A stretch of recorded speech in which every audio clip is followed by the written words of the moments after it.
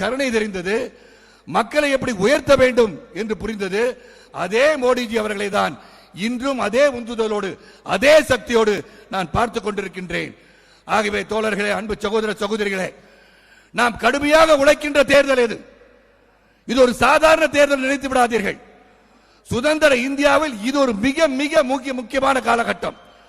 அண்டை நாடுகள் எதிர்த்துக் கொண்டிருக்கும் போது அதை உடைத்தெறிகின்ற சக்தி வாய்ந்த ஒரு தலைவன் மோடிஜி என்பதை நீங்கள் மறந்துவிடக் கூடாது. சர்ஜிக்கல் ஸ்ட்ரைக் சொல்லிக்கொண்டே போகலாம்.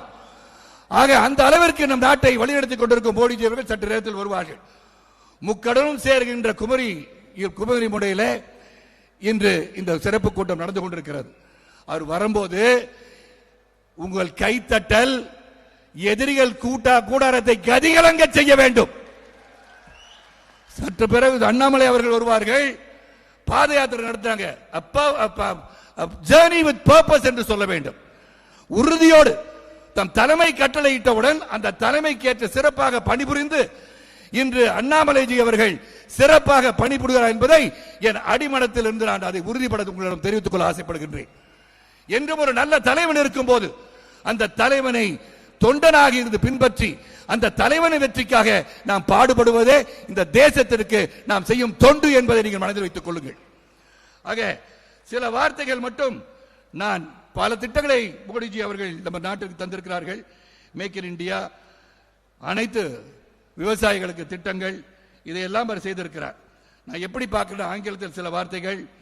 மோடிஜி அவர்கள், your vision for new India based on the principles of good government, economic progress and social inclusiveness has resonated deeply within the hearts and minds of every citizen. உங்களின் விடாமுயற்சி நிச்சயமாக பாரதத்தை ஒரு மிகப்பெரிய ஆளுமை சக்தியாக உருவாக்கும்.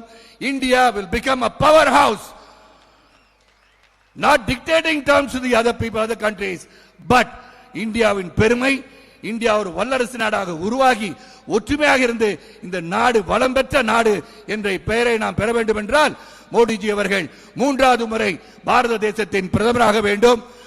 பாரத தேசத்தின் பிரதமராக வேண்டும் என்றால் தாமரை அனைத்து மாநிலங்களும் மலர வேண்டும்.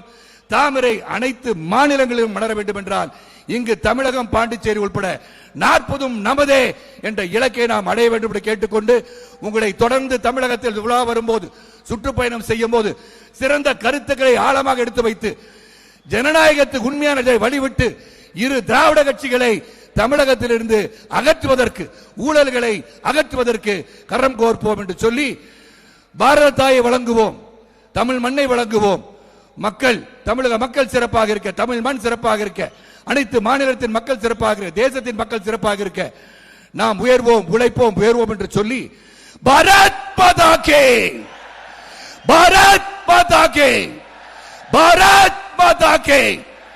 நன்றி, வணக்கம்.